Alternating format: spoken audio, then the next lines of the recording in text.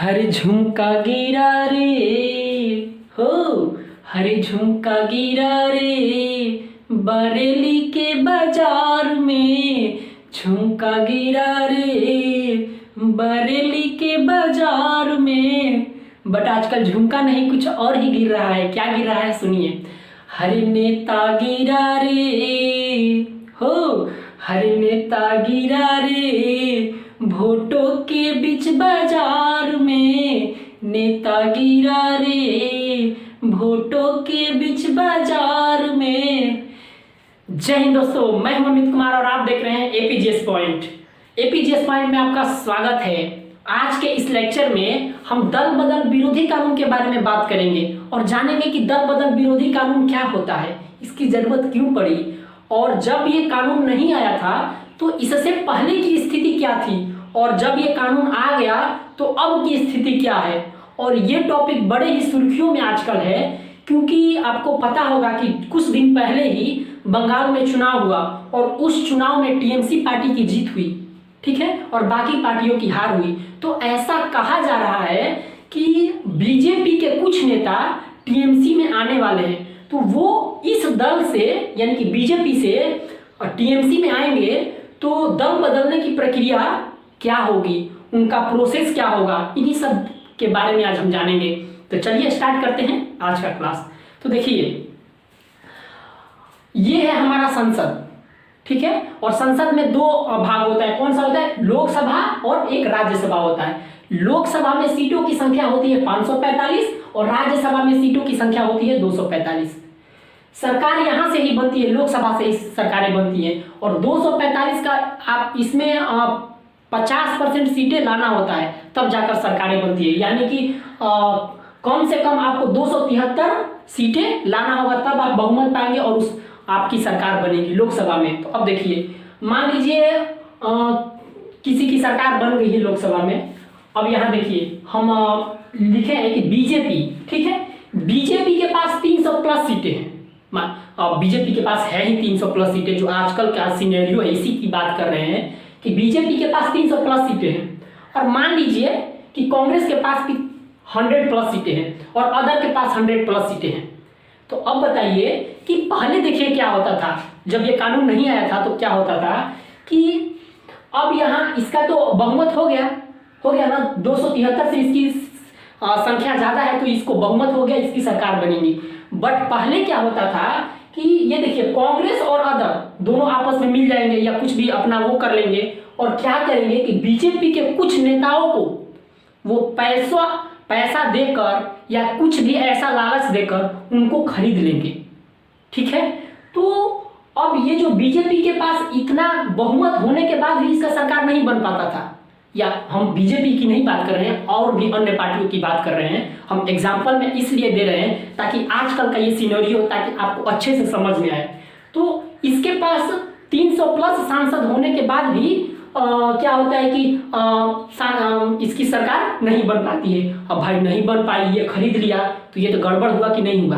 भाई पार्टी उसके लिए प्रचार की, सांसदों को जिताई, नेताओं को जिताई, और जीतने के बाद नेता भाग गए, तो भाई अब किसकी इसमें वो है।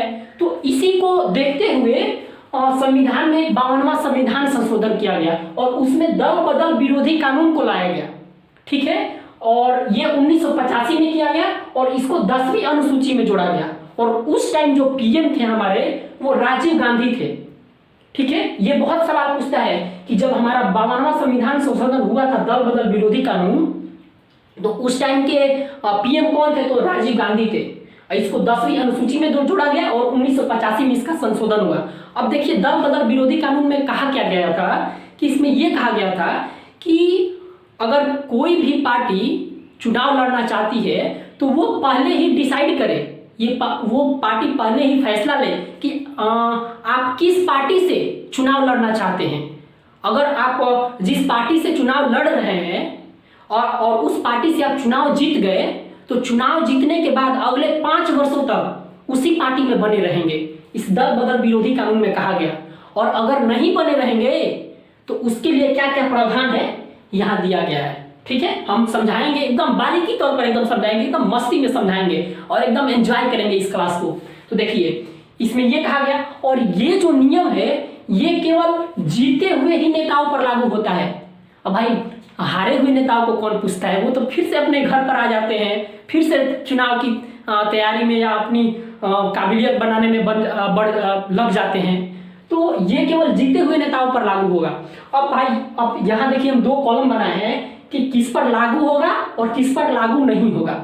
ठीक है, तो अब हम समझते हैं कि किस पर ये लागू होगा। अब देखिए, पार्टी बदलने पर अगर आप किसी पार्टी से जीत गए हैं और उस पार्टी को बदल रहे हैं कि कहेंगे कि नहीं अब हम इस पार्टी में नहीं रहेंगे, चल दिए उस पार्टी में, हम चल दिए इस पार्टी में, तो आपकी मर्जी नहीं है उसमें। अगर आप पार्टी बदलेंगे तो आप पर दल बदल विरोधी कानून लगा दिया जाएगा और आप एक आम जनता हो जाएंगे, आप रोड पर आ जाएंगे, आप अपने घर चले जाएंगे, तो आप पार्टी नहीं बदल सकते हैं। ठीक है, अब अगला क्या है कि निर्दलीय है। हम आपको निर्दलीय को पहले भी समझा चुके हैं कि निर्दलीय क्या होता है, और फिर भी एक बार समझा दे रहे हैं कि देखिए निर्दलीय क्या होता है। कि मान लीजिए हमको चुनाव लड़ना है, हम किसी अन्य पार्टी के पास गए, मान लीजिए हम कांग्रेस के पास गए, उसने कहा कि नहीं हम तुमको सीट नहीं देंगे। हम बीजेपी के पास गए, वो भी बोला कि हम तुमको सीट नहीं देंगे। भाई हम कहें कि तुम दो चाहे मत दो, हम लड़ेंगे निर्दलीय, और हम निर्दलीय ही लड़कर जीत कर जनता की सेवा करेंगे। अब भैया हम निर्दलीय लड़े और जीत भी गए, तो अब जीत गए तो अब मेरा विचार बन गया कि अब जीत ही ना गए हैं, अब किसी अन्य पार्टी को में शामिल हो जाते हैं या ज्वाइन कर लेते हैं। तो नहीं, हम ज्वाइन नहीं कर सकते हैं। क्यों नहीं कर सकते हैं? अगर हम पार्टी निर्दलीय है और ज्वाइन करेंगे तो हम पर दल बदल विरोधी कानून लग जाएगा, और जब दल बदल विरोधी कानून लग जाएगा तो हम फिर से एक आम इंसान हो जाएंगे, हमारी कुर्सी छीन ली जाएगी। इतना ये होता है। तो समझे ना कि दल निर्दलीय पार्टी वाला क्या होता है। अब आगे देखिए कि पार्टी से त्याग पत्र। अब मान लीजिए कि मेरे को भाई मन नहीं कर रहा है, अब हम आपके पार्टी में नहीं रहेंगे, हम त्याग पत्र देंगे। तो त्याग पत्र देने के बाद भी आप पर दल बदल विरोधी कानून लग जाएगा। ये क्यों लगेगा? क्योंकि हम हैं और हम किसी पार्टी से लड़ रहे हैं और वो पार्टी हम पर बहुत खर्च करती है। चुनाव के टाइम में आप सब जानते हैं कि चुनाव में कितना खर्च होता है, और वो पार्टी हमको जिताने के लिए बहुत खर्च की, और फिर हम बोल रहे हैं कि नहीं अब भाई इतना खर्च किए और हम जीत गए तो कहेंगे हम तोरे पार्टी में ना रह, हम त्याग पत्र दे देते नहीं, हम अकेला ही रह, हम निर्दलीय ही रह, हम अकेले ही जनता के सेवा करब। तो ऐसे नहीं होगा। ऐसा करने पर क्या होगा? दल बदल विरोधी कानून लग जाएगा। समझे? अब दल बदल विरोधी कानून लग जाएगा। तो इतना तो हम समझ गए, और फिर समझते हैं कि लागू नहीं होगा। लागू नहीं होता है किस पर? ये जुगाड़ है। समझिए कि नेताओं का यही जुगाड़ है कि आप सुनते होंगे कि अरे कैसे, जब इतना ये मुश्किल है तो कैसे कोई नेता दूसरे नेता पार्टी में चला जाता है, इसका क्या प्रावधान है, क्या उस पर दल बदल विरोधी कानून नहीं लगता है? तो देखिए उसका भी जुगाड़ बना दिया गया है। क्या है जुगाड़? कि गठबंधन या विलय पर। अब भैया बड़की बात आती है, या गठबंधन या विलय क्या होता है, सुनिए। आप जानते होंगे कि नीतीश सरकार है जो बिहार से बिलोंग करती है। नीतीश सरकार जनता दल यूनाइटेड जेडीयू की सरकार, तो वो पहले आरजेडी के साथ यानी कि लालू जी के साथ वो गठबंधन में थी। ठीक है, और फिर क्या हुआ कि उनसे हटकर बीजेपी के साथ गठबंधन कर ली।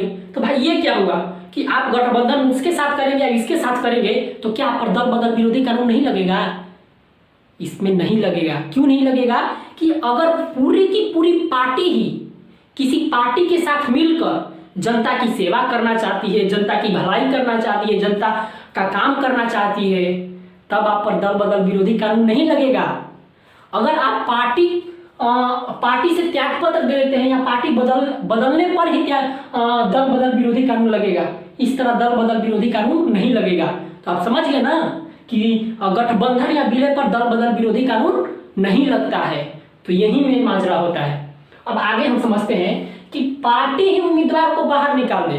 अब मान लीजिए हम ही हैं, हम कांग्रेस से हैं, कांग्रेस में है एक नेता है, और कांग्रेस अब क्या होता है देखिए, यही मेन होता है।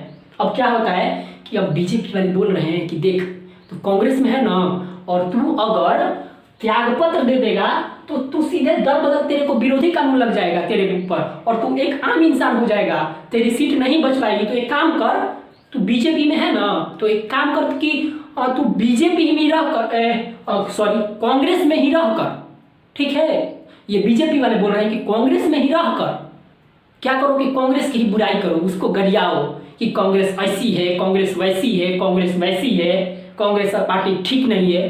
तो अब क्या होगा कि कांग्रेस पार्टी की छवि खराब हो जाएगी, ठीक है। और अगर कांग्रेस पार्टी की छवि खराब हो गई तो पूरे पार्टी की बदनामी होगी। तो इसके लिए पार्टी क्या करेगी कि पार्टी हमको कहेगी कि भैया तू हट, तू कोनो लायक नहीं है, ठीक है, तू कोई लायक किसी लायक नहीं है, तू पार्टी का ही इज्जत ले रहा है। तो उस टाइम अगर हमको रिजाइन कर देगी तो हम पर दल बदल विरोधी कानून नहीं लगेगा, हम एक निर्दलीय एज ए निर्दलीय रूप में रहेंगे और तब हम किसी पार्टी को ज्वाइन कर सकते हैं, हम संसद में बैठ सकते हैं, हम मत दे सकते हैं। इतना होता है, समझे कि नहीं समझे कि यही राजनीति यहीं से शुरू हो जाता है और यहाँ से कैसे होता है, यही मेन मकसद है। अब देखिए कि मान लीजिए कि हम किसी पार्टी में हैं, मान लीजिए पार्टी ए में, हम यहाँ किसी पार्टी का नाम नहीं ले रहे क्योंकि पार्टी का नाम लेना सही नहीं है। हम पार्टी किसी ए में हैं, हाँ, पार्टी ए में है और इस पार्टी का एक मैनिफेस्टो है। क्या उस मैनिफेस्टो में लिखा है कि ये पार्टी कहती है कि जब हमारी सरकार बन जाएगी या हमारी सरकार बन जाएगी तब हम क्या करेंगे कि हम जो कश्मीर है उसको हम पाकिस्तान को दे देंगे, ठीक है। तो अब भैया कश्मीर को पाकिस्तान को दे दिया जाएगा तो भाई इस पार्टी में कौन रहेगा? हाँ, पार्टी में रहना यानी कि अपना छवि खराब करना, और उसके मैनिफेस्टो में लिखा है पार्टी ए में। तब क्या किया जाएगा भाई? तो पार्टी के अगर 1/3 सदस्य त्यागपत्र दे दे, ठीक है, पार्टी के 1/3 सदस्य त्यागपत्र दे दे तब उन पर दल बदल विरोधी कानून लागू नहीं होगा, क्योंकि वहां 1/3 सदस्य त्यागपत्र दे रहे हैं, वहां एक नहीं दे रहा है, यानी कि उस पार्टी में कोई खोट है, उसके उम्मीदवार में कोई खोट नहीं है, क्योंकि वहां 1/3 सदस्य उससे त्यागपत्र दे रहा है। तो यहां समझे ना, पार्टी के 1/3 सदस्य ही त्यागपत्र दे दे तब, या फिर पार्टी के 1/3 सदस्य अदर पार्टी को ज्वाइन कर ले। अगर वो त्यागपत्र दे देंगे तो चाहेंगे तो वो किसी और पार्टी में ज्वाइन कर लेंगे या नहीं करेंगे, अब उनकी मर्जी है, या निर्दलीय रूप में रहेंगे वो 1/3। तो ये हो सकता है। तो यहाँ इतना समझे ना। अब फिर से यहाँ आते हैं कि अब भैया अब यहाँ भी एक बड़ा राजनीति होता है। इसमें राजनीति में क्या होता है कि मान लीजिए हम बीजेपी में हैं, हम ही बीजेपी में हैं और कांग्रेस पार्टी वाले से मिले हुए हैं ना, मेरे अंडर में कई नेताएं हैं तो और हम लोग क्या किए, कांग्रेस से मिले हुए हैं। तो अब क्या करें, कांग्रेस वाली कहेगी ना कि देखो कोई भी विधेयक या कानून आए ना तो तुम उसके पक्ष में नहीं विपक्ष में वोट डाल देना। तो अगर बताइए कि बीजेपी के पास 300 सांसद होते हुए भी अगर कांग्रेस वाले 50 सांसद को भी अपने पक्ष में वोट डाल देने को कह देंगे तब तो ये इसका 300 प्लस लेने का मतलब कि झाल हिलाना ना। हाँ, यहाँ गड़बड़ी है कि नहीं है? हाँ, तो यहाँ कहा गया और यहाँ जो 50 सांसद आएंगे यहाँ पैसा देकर कांग्रेस पार्टी खरीद लेगी, कुछ पैसा दे देगी, तो यही होता है। तो अब बताइए बीजेपी झाल हिलाएगी। तो इसी को देखते हुए क्या कहा गया कि पार्टी के विपरीत वोट डालने पर, अब भाई आप जिस पार्टी में हैं उसी पार्टी में वोट डाल सकते हैं, विपरीत पार्टी में वोट नहीं डालेंगे। अगर विपरीत पार्टी में वोट डालेंगे तो आप पर दल बदल विरोधी कानून लग जाएगा, आप एक आम इंसान हो जाएंगे। समझे कि नहीं समझे? हाँ, अब देखिए और एक उपाय है यहाँ। क्या उपाय है कि अनुपस्थित होने पर, अब भैया यहाँ क्या होता है कि अनुपस्थित हो गए मतलब कि अब देखिए यहाँ भी हम एग्जाम्पल के तौर पर समझाते हैं कि यहाँ 100 सांसद कांग्रेस के हैं, बीजेपी के 300 सांसद हैं ना। अब क्या हुआ कि कांग्रेस वाले बोले 50 जो सांसद को खरीदे थे उसको बोले कि एक काम कर, जिस दिन कोई भी विधेयक आएगा ना उस दिन तुम आना ही मत ना, और अनुपस्थित जब वो विधायक हो जाएगा तो वो वोट किसको डालेगा ना। तो अब वो वोट नहीं डालेगा तो अब क्या होगा कि उसका तो वोट कम हो जाएगा इस बीजेपी पार्टी का, तो भैया अब कम हो जाएगा। तो उस स्थिति में भी आप पर दल बदल विरोधी कानून लग सकता है। तब तो भैया माजरा फंस गया। मान लीजिए कोई बीमार पड़ गया या किसी लड़की का शादी है या फिर किसी का मान लीजिए कोरोना हो गया, हाँ, तो इसमें दिक्कत है कि नहीं है, और वो अनुपस्थित हो गया या कहीं और ही चला गया है, विदेशी घूमने चला गया है, तो वो क्या करेगा कि उस पार्टी के अध्यक्ष से, जिस पार्टी से वो नेता है उस पार्टी के अध्यक्ष से 15 दिन के अंदर वो जाकर अपना कारण बताएगा कि महाशय जी, पार्टी अध्यक्ष जी, हम इस कारणवश नहीं आए थे, कृपया हमें माफ कर दीजिए। अगर पार्टी अध्यक्ष माफ नहीं करेगा ना तो उस पर दल बदल विरोधी कानून लग जाएगा, और जब भी दल बदल विरोधी कानून लगेगा तो वो एक आम इंसान हो जाएगा, आम जनता हो जाएगा और फिर सड़क पर आ जाएगा।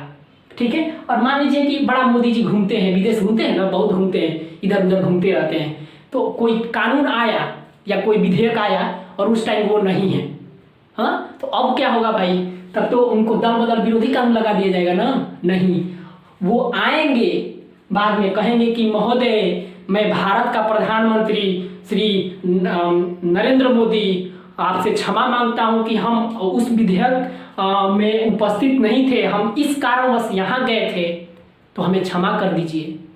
तो वहाँ कारण बताएंगे। अगर पार्टी अध्यक्ष मना कर दिया कि नहीं, तुम गलती से या कुछ भी ऐसा वो टाल दिया, तो क्या होगा कि उन पर दल बदल विरोधी कानून लग जाएगा, और पीएम है ना, वो बन जाएंगे एकदम आम आदमी। इतना पावर होता है पार्टी के अध्यक्ष के पास, बहुत पावर होता है। ठीक है। तो दल बदल विरोधी कानून के बारे में इतना कुछ समझे। हाँ, तो मिलते हैं किसी नए लेक्चर में, और इसी एक अलग ही अंदाज में पढ़ेंगे, एकदम मस्ती से पढ़ेंगे। ठीक है। और तब तक के लिए अपना ख्याल रखिएगा। जय हिंद।